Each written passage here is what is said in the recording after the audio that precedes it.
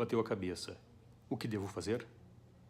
Boa tarde, meu nome é Rafael Oliveira e eu gostaria hoje de abordar um assunto que é muito comum na casa de várias pessoas ao nosso dia a dia e com o mínimo de orientação a gente tem a capacidade de passar por essas situações sem muitos percalços. É muito comum uma criança ela cair da cama, bater em algum coleguinha ou bater em algum móvel e geralmente a primeira parte do corpo que se bate é a cabeça. A primeira pergunta que a gente se faz quando nosso filho bate a cabeça é se a gente deve ir a um hospital fazer uma avaliação médica um pouco mais detalhada. Para poder facilitar o entendimento da situação e saber se realmente precisa procurar um serviço de emergência, eu desenvolvi alguns passos que vão facilitar para os pais dinamizar esse processo e chegar à conclusão mais adequada. Então, o primeiro passo que deve ser feito é acalmar a criança depois da batida ou da queda. Isso é muito importante porque toda a averiguação de sintomas neurológicos que devem ser feitos posteriormente dependem da pessoa estar calma e colaborativa. O segundo passo, então, é definir o tipo de traumatismo craniano que aconteceu.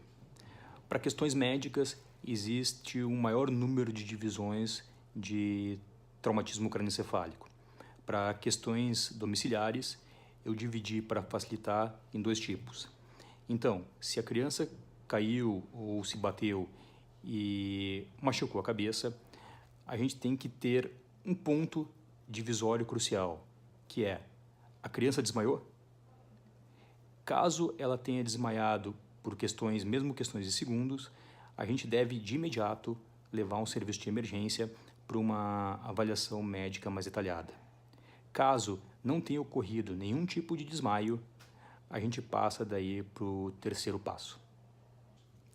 Mesmo que num traumatismo craniano, onde não tenha ocorrido desmaio, possa vir a se desenvolver algum tipo de sinal ou sintoma neurológico, esses geralmente ocorrem no período de 24 horas após a batida. Então, esse é o período que a gente deve manter o maior controle e manter a observação mais rigorosa para evitar algum tipo de complicação. Geralmente, os hospitais fornecem um documento que é composto por 7 tópicos que devem ser observados durante as 24 horas seguintes do traumatismo crânioencefálico. Caso algum desses se manifeste ou ocorra algum tipo de agravamento, aí sim tem que levar a criança até um hospital para uma avaliação mais detalhada. O primeiro tópico é observar sonolência excessiva. Como durante algum período a criança vai dormir, se aconselha que durante o sono ela seja acordada a cada 2 horas para verificar se ela está responsiva e conversando de forma adequada. A gente deve ficar atento também para náuseas e vômitos. Em alguns casos, a criança pode vomitar uma vez. Isso não é um sinal alarmante. Geralmente, vômitos que requerem uma avaliação médica mais detalhada são aqueles que são repetitivos e frequentes. Convulsões ou crises convulsivas também devem ser um sinal que deve fazer com que a gente leve a criança para uma avaliação hospitalar. Um outro sinal importante que a gente deve controlar é a pupila. A pupila é a bolinha preta que fica no nosso olho. Geralmente, as duas têm o mesmo tamanho.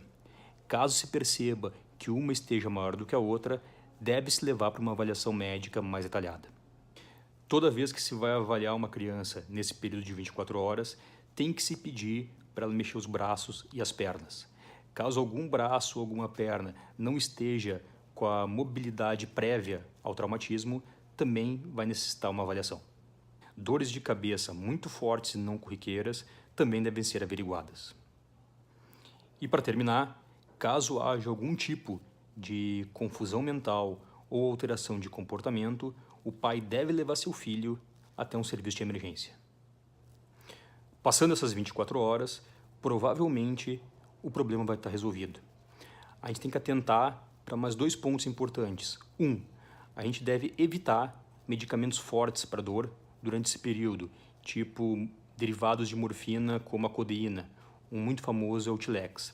E o outro é que, mesmo que seja incomum, também pode ocorrer algum tipo de alteração após as 24 horas, por isso A gente sempre deve estar atento a qualquer sinal ou sintoma que a criança possa vir a referir.